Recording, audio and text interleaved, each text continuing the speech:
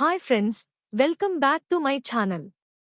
ఈ సూరజ్ ఎవరో కాదు, మాలిని కొడుకే అని తెలుసుకున్న కార్తీక్.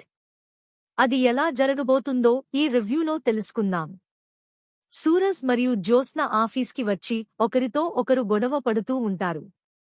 ఇవన్నీ కార్తీక్ గమనిస్తూ ఉంటాడు. తర్వాత సూరజ్ ఆ గొడవలో మరొకసారి జ్యోత్స్నకి ఐ లవ్ యూ చెప్పడం కార్తీక్ వింటాడు. విన్న వెంటనే కార్తీక్ చాలా ఆశ్చర్యపోతాడు. వెంటనే వెళ్లి దీపకి విషయం మొత్తం చెప్తాడు. దీపకి కూడా అనుమానం వస్తుంది.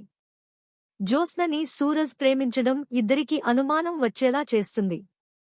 అప్పుడు కార్తీక్ ఎలాగైనా సూరజ్ గురించి తెలుసుకోవాలి అని అనుకుంటాడు. సూరజ్ తల్లిదండ్రుల గురించి మరొక్కసారి సూరజ్ని అడుగుతాడు. అప్పుడు కూడా సూరజ్ నుండి సరియైన సమాధానం రాదు. కార్తీక్కి సూరజ్ మాలిని దేవి యొక్క కొడుకు అని డౌట్ వస్తుంది. ఈ విషయం దీపతో చెప్తాడు. ఎలాగైనా సూరజ్ గురించి తెలుసుకోవాలి అని డిసైడ్ అవుతారు. మాలిని దేవి వాళ్ల కంపెనీ గురించి వికీపీడియాలో సెర్చ్ చేస్తారు. అందులో మాలినికి ఒక కొడుకు ఉన్నట్టు తెలుస్తుంది. దానితో కార్తీక్ అనుమానం ఇంకా ఎక్కువ అవుతుంది. కానీ ఫోటోలు ఏమీ ఉండవు. ఈ విషయం దీపతో చెప్పి, ఎట్టి పరిస్థితుల్లోనూ నువ్వే అసలైన వారసురాలు అని ఎవ్వరికీ తెలియకూడదు. ముఖ్యంగా సూరజ్కి అసలు తెలియకూడదు అని చెప్తాడు.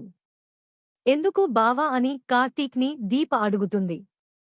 తాతని ఓడించడానికి జ్యోత్స్నకి సూరజ్ ప్రేమ పేరుతో దగ్గరవుతున్నాడని కార్తీక్ అంటాడు. సూరజ్తో కొంచెం జాగ్రత్తగా ఉండు అని దీపతో కార్తీక్ అంటాడు.